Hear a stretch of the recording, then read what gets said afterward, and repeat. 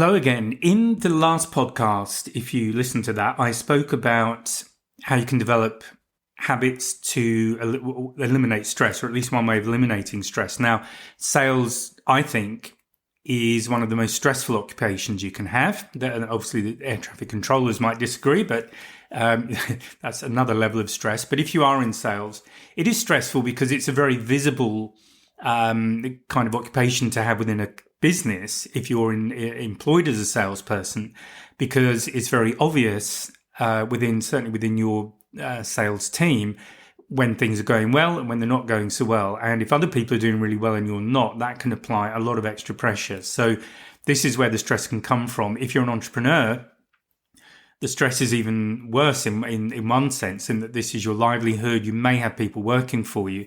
So if the sales aren't happening, it's not just your livelihood that's at risk, but also theirs. So I hope I'm not adding to your stress, but this is certainly one aspect of it. So what I was talking about last time was, I think, very important because it helps to prioritize. And one of the things that I find people tend to do, particularly when things are not going well, is that they get very busy, but they're not particularly efficient. So they'll just do whatever's in front of them so that they're busy. But at the end of the day, they haven't really achieved very much, and they've not done much to dig themselves out of a situation that is perhaps not going so well. They've, if anything, made the situation worse because they've been focusing on the wrong things. So I'm going to assume that if that is the situation that you're in, you've listened to the previous podcast, and hopefully that's been helpful.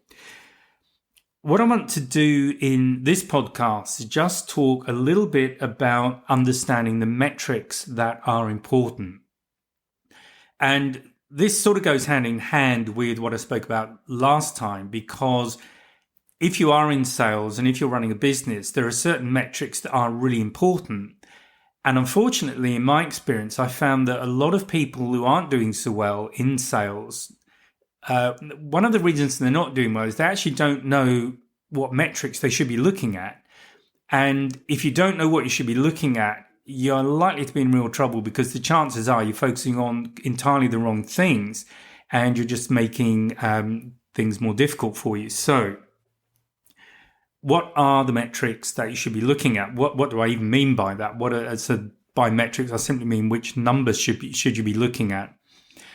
So there's a couple of things here I want to talk about. And the first one is your sales process. Now, I don't know what it is you sell. I don't know what your sales process is. I mean, I'm hoping you do know what your sales process is. And if not, what I mean by sales process is simply what are the steps, the repeated steps that you follow from your first contact with a prospective customer through to signing the deal, getting the sale. So there are likely to be very discrete steps in that process, so steps that you repeat each time. So it may be that let's say you send out a LinkedIn invitation to connect. That might be your very first step to someone who's stone cold. And then certain things happen. There might be a follow-up. You might get an acceptance. You might do an introduction. You might have a telephone call. You maybe have a meeting. That might be a Zoom meeting or a face-to-face meeting. And you might put in a proposal or a quote or an offer of some sort. And then there's a decision and a sale or not. But what I'm identifying here are very clear steps that you go through from first contact with that client through to an order. Now, yours might be different to what I've just described. So the important thing here is to know what that process is. Once you know what that process is, the more important thing, and this can be tricky if you're not really managing your customer contacts. So hopefully you have a CRM of some sort, a customer relations management system of some sort, where you log every contact with a client. So if you're doing that, you can work back. And this is where you probably need to step back from doing the sales to actually getting a handle on what your processes are. But you can step back and recognize where you have contact with a client. And the next thing to do, having identified each of those stages, is to look at the conversion rate from one stage to another. So what do I mean by that? Well, in the case of, let's take something kind of middle of that process. And that might be where you're setting up a meeting, which might be a qualifying meeting, or it might be a demonstration, but some sort of face-to-face meeting with a client. And you do that by telephone. Maybe you're not using the phone so much these days. I absolutely recommend that you do, because there are really, really good reasons that I'm not going to go into in this podcast of why you should use a phone rather than send a message or an email or anything like that to set up a meeting. But it's your process. So for every phone call that you make with the purpose of setting up a meeting, so very specific on the purpose and the desired outcome of that call, how many meetings do you get? And you will come up with a number, and you want to keep it simple. Let's not go insane here. But let's use whole numbers. But if it's generally 1 in 4, that might be okay. But you need to recognize that for every 4 telephone calls you make, set up a meeting, you get 1 meeting. Or it might be better than that. It might be 1 in 3, it might be 1 in 2 even, which would be very good. Or it might be 1 in 5 or 1 in 8 or 1 in 10. If you're out there at the 1 in 10 part of it, I would say you've got a problem. And the reason simply is this takes up your time. And I'm going to talk about that and how you spend your time. But the key thing to understand is what is your current conversion rate at every stage in that process. And you need to decide for yourself whether or not that is an acceptable rate. Or if it's not, what do you have to do to improve your conversion rate at that stage? Now, I can't answer that because I don't know what that is, but these are the kind of questions you need to be asking. If you don't know your numbers, by the way, most people will guess, and I will tell you now that they always, like 90% plus, they are optimistic about their numbers. So if it's pretty horrible, you need to know it's horrible because then you can fix it. But if you don't know, and you continue on a process that is not delivering for you, you will not have a successful sales component to your business. Okay, so why is all of this stuff important? And in fact, there's one other thing I'm going to throw in here, and that is to understand your ideal client, because these are the people you want to be spending time with. And at the qualification process, so during those steps in your sales process, there will most definitely be a qualification stage in there, possibly 2. You really don't want more than that because it kind of by implication says that you're really not identifying your best clients early on. You're spending too much time with people who won't buy with you. So that qualification process, you really have to get that down so that it's good.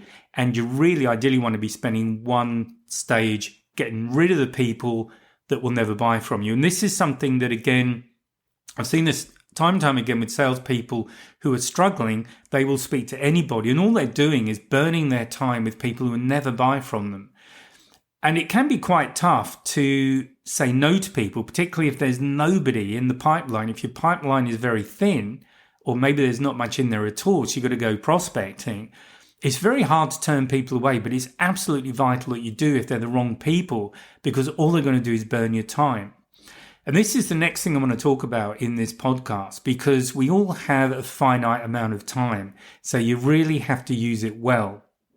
Now, just to throw some numbers around, and these may apply to you, maybe they don't, but you need to come up with your own numbers. But if you are working, let's say 40 hours a week, certainly if you're an entrepreneur, the chances are that's quite low. But look, the point is as well, you don't really want to be working 40 hours a week. I mean, why would you? Why not have a life-work balance that is better than that, that's much more in your favor? But let's take 40 because the numbers are sort of easy to work with. So 40 hours a week is pretty much an 8-hour day if it's 5-day week. That's kind of long. Some countries it's not so much, but there you have it. If you are working 40 hours a week over 48 weeks in the year, so there's 52 weeks in the year, so that's talking about 4 weeks in total in the year where you're not working. Again, that might seem ridiculously big to you, or it might seem ridiculously small. And ideally, you want to get your sales good enough that you can make that 48 weeks a big number. You don't want to be working that many weeks a year. So this is all about getting your sales process really efficient so that you are spending time with the right people and you're converting very efficiently. You're spending the minimum amount of time on every prospect. So if you're working 40 hours a week, over 48 weeks in a year, that's 1,940 hours that you're working every week. So this is where you need to start looking at how are you spending your time. So and the other thing I will add, if you're an entrepreneur and you're the business, the chances are you're not working 40 hours a week on sales. You might be doing 20 hours a week. It might be 2.5 days of the week is selling. Generally, as a rule, particularly when you're starting out in business, if you have your own business, you're probably spending 4 days out of 5 actually looking for clients. So if that's where you're at, that's not unusual. It's probably frustrating if you actually want to be, for example, coaching or training or doing something like that. That's the fun part. And that's only 1 day a week on average. So you've got 4 days a week where you're doing stuff that you don't particularly enjoy. And the purpose of this podcast and the training that I offer is to actually help you to reduce that 4 days down to something smaller so that you're making more sales, but you're putting less effort into something that perhaps you don't enjoy doing that much. Okay, so you've got perhaps a maximum of just under 2,000 hours a year to get your business in. And it's really important that you do spend as much of that time as possible with clients who are going to buy from you. So that would be your ideal client. These are the people who buy from you. You remember, in sales, what we're doing is solving problems for people. That's essentially what sales is. If you think it's something else, you really need to rethink your approach to sales, because we are problem solvers for people. And the key thing in finding clients is recognizing who are the people that have the problem that we can best solve. So that's really important. If you've been doing something different with your either qualifying or your marketing, if you're doing marketing, then you've been doing it wrong. So we're problem solvers. So we need to understand who our ideal client is, and we do that by asking questions.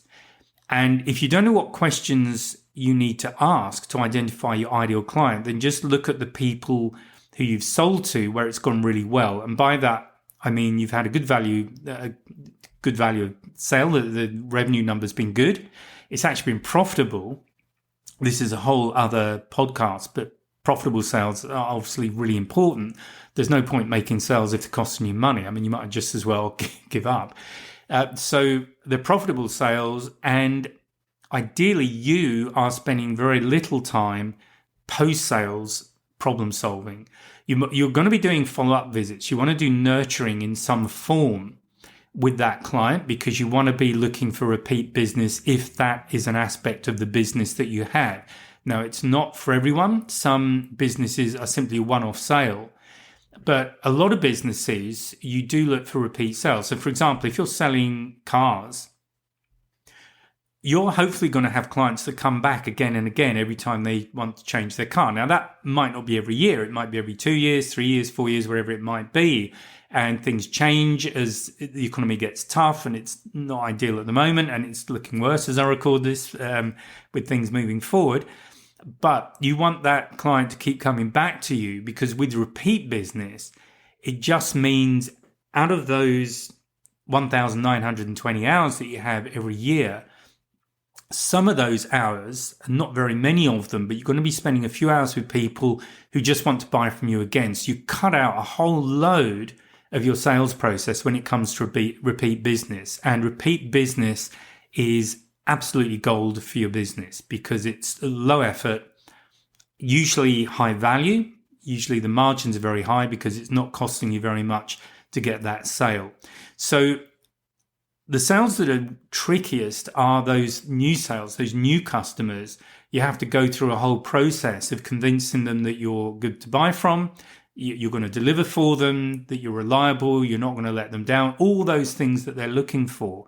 And that's why getting those getting the client in the first place is much harder than getting repeat business. There's another topic there really about, what proportion of your business should be repeat business. Well, ideally, as much as possible, frankly, because that way, this is where you get these situations where you're not spending so many hours a week selling, because a lot of your business is repeat business. People are just coming to you wanting to buy.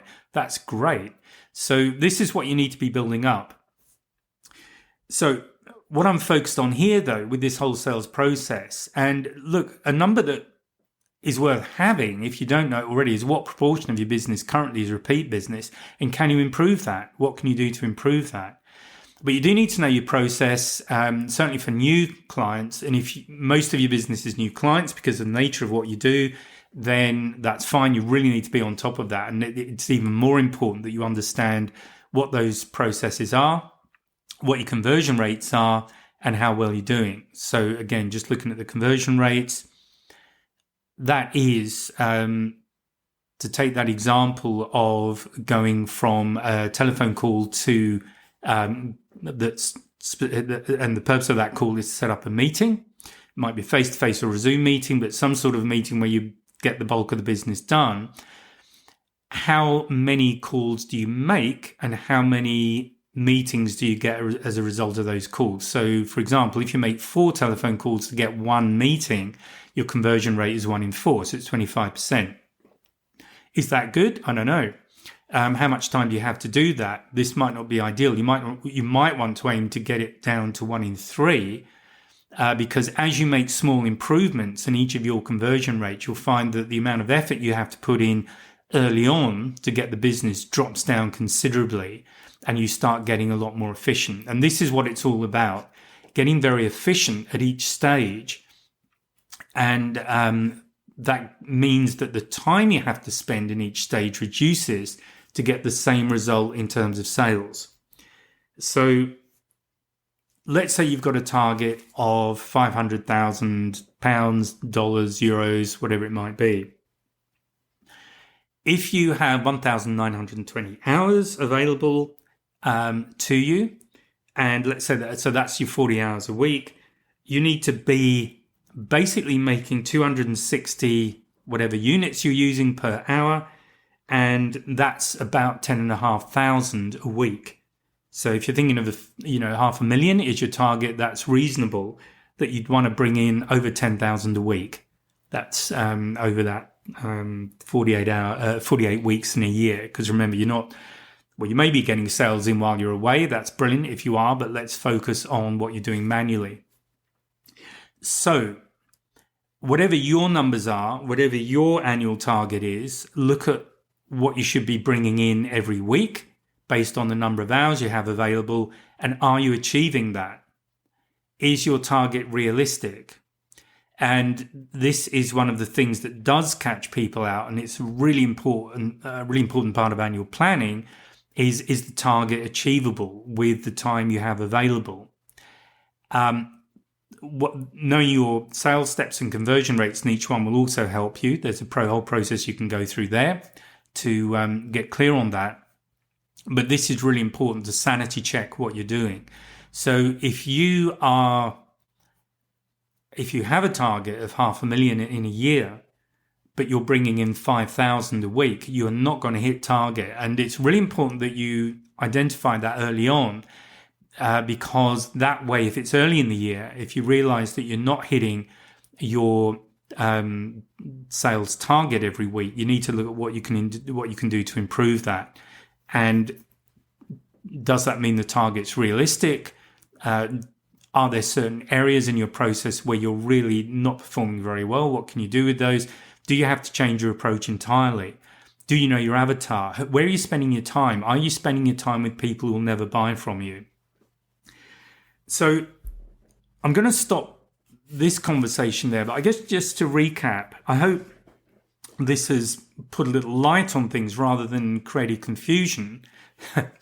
But what are the things I've really spoken about? So first of all, I guess first thing is we have so many hours a week, and you have to be realistic about how many hours per week you can put into selling. So that is engaging in activities that result in new business or result in business. And most of that work will be on new customers rather than repeat business. Repeat business is, as I've said, is absolutely brilliant. And that will come from usually nurturing clients, and you might have a product or products that will lead to people repeat buying. For example, memberships and things like that. That's great because you sell a membership and then ideally people will just renew automatically. So you don't have to go through that whole sales process again with them.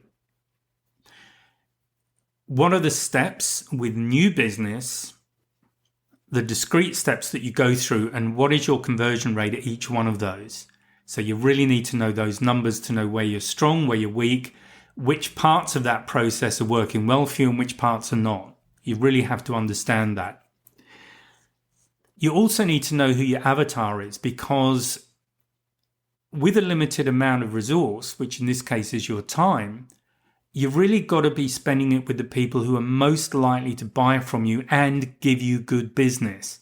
So there's no point selling to somebody who is high maintenance after the sale and you're just having to spend hours with them, maybe every week, solving problems for them. You know, these people are not the people you want to be selling to.